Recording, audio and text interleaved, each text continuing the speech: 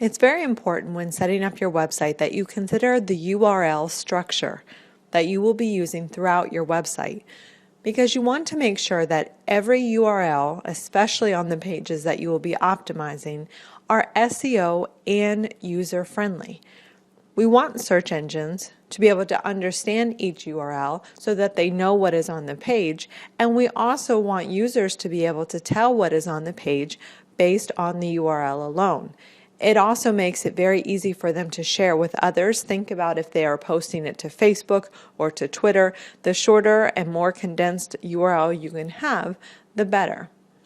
Ideally, your URL should be less than 255 characters, and that includes your domain name.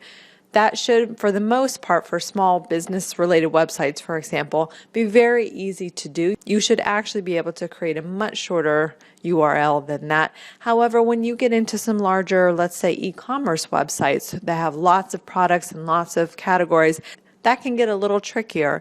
So you just want to pay attention to that character count.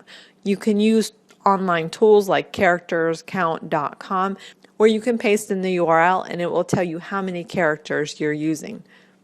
You do want to try and include your keywords within your URL, and you can separate the different keywords with a hyphen. But again, don't try to stuff it. Make sure it makes sense. That's your primary goal, that it's going to make sense for your users.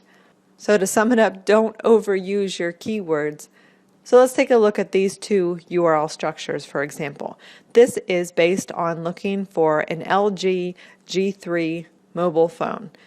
Clearly you can see which one is going to be more user and SEO friendly. So this is an example of being able to use your domain name followed by a category and even a subcategory to using your primary keyword.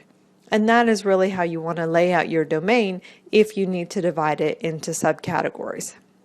So before setting up your website, think about the URL structure that you're going to use, especially if you'll have a blog or you'll have a lot of categories and you'll need to break the URL down into categories and subcategories.